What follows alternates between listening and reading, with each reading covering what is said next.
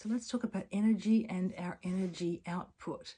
Now, I've got my ducks here behind me, and some are upside down and they're all over the place. And the medicine, the animal guidance of a duck is emotional stability, because they say that the duck appears to glide beautifully on smooth water, and yet underneath, in order to make that movement, their paddles, or their feet are flippers are paddling furiously, and that's not the full picture that you get. So they're moving themselves and it looks all just gliding and serene, but there's a lot of energy output beneath.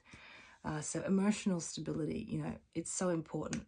We have to work with that for ourselves all of the time, and there's minor adjustments to make and just gentle awareness to hold. But quite often, if you've been on your path for a while and you've really been creating something and offering something to the world, even in any kind of work, you will have been putting out a lot of energy, right, to create and to maintain and to move. So sometimes it's important to think about when you need to pull back from that constant go, go, go, which is really important at different stages on the path. Always there'll be that flow and the cycling like the natural world. But don't get into the habit of thinking, this is my energy, this is how I use it, I power through things all the time. You know, don't put energy labels on yourself. Have a feeling into what suits the moment, you know. So where do you need to just allow the glide that everyone else sees? If you're talking about a duck, allow the glide to be that ease for you, where you don't need to push as hard. So I'm mixing a lot of metaphors here, but I'm just feeling that frequency of, where do we need to pull back from pushing ourselves, which can be really useful at times, stretching ourselves, and where do we then need to sort of lead into that uncertainty of the glide, of like, okay, the energy has been output now, but if I was to keep on putting out energy, there's not a lot of space to allow, which is where we allow the divine. So we act, we live, but then the space in between is where that sort of divine magic juice can come in, and like an invisible hand takes your hand and holds it and helps propel you forward in ways that human effort and will and even intention and your own spiritual intention as a human can get for you. So just think about that for yourself at the moment. And we would talk about soul seasons. So where are you at?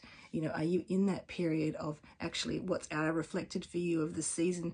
We're in spring here. So are you feeling that really sort of planting the seeds and starting to see the new growth coming through? Or despite what the season is presenting, is your inner feeling very much a going within and bringing all of that effort and all of the output that you've done? It's like if you're in the Northern Hemisphere, you'd be going within for winter now, so you're taking the harvest within. So just be aware of what's going on for you in the energy outside, in the seasons, in the frequencies of the collective. But remember to take that back personally for you and to feel into what's right for me now. And that may shift and that may change even quite quickly, but just holding that gentle awareness of what are my strengths. But sometimes is there that in-breath or that moment of, I just rest in another way of being, which might be slightly unfamiliar to me, but will be the nourishment and the support that I need in this moment, instead of just relying on what I always do. Again, not labeling ourselves, because we are, you know, these magnificent, glorious beings, and we're always shifting and always changing. And sometimes even our strengths, if we only identify with those, can become almost like a tool of stagnation, or not oppression, but just, you know, not helping you in the way you might think they're helping you.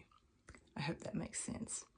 So have a little bit of a moment of laughing or smiling to yourself, visualizing a duck, the way they just glide, you know, the furious pedaling underneath. But become aware of your own energy output and where you can rest at times and where you need to push forward, and then again rest. It might be a moving cycle. So that's just the animal medicine I would share with you, and we call them the winged messages, like the bees, the birds, dragonflies, all of these kinds of creatures, really, especially when we're talking wings, and it's almost got that association with the angelic wings. There can be something magical about noticing what the winged messages have to say to you at this time. And if you don't have Google handy with you when you see a bird or a butterfly, it's nice enough to just even in the moment tune into your heart and even just sort of thank that message for being there, and see if you can get a personalized little message of what it means for you. But at the moment it's about, yeah, trusting your own flow and almost seeing where you can pull back a little bit. Where are you creating space for yourself to just glide and allow? We don't always need to be on doing, conceiving, visualizing. It's the give and the take. So trust in the emotions that might be washing through you at this time. You know, there's a lot of emotions rushing around. There's a lot of purification happening. But again, as I said in the other video, I feel like many of you might be at a point now where there's been a lot of shedding and purification, and now it's this open sort of space. So don't be in a hurry to fill the space. Don't fill the space, just be. That's what I wanted to say. Okay, just taking one breath in, one breath out. Feel the energy of the golden flower of life, as though you can breathe it right into your heart. Activate all parts of you, as above, so below, as within, so without. There is nothing that I need to do. I can give myself the permission to just be and wait and see.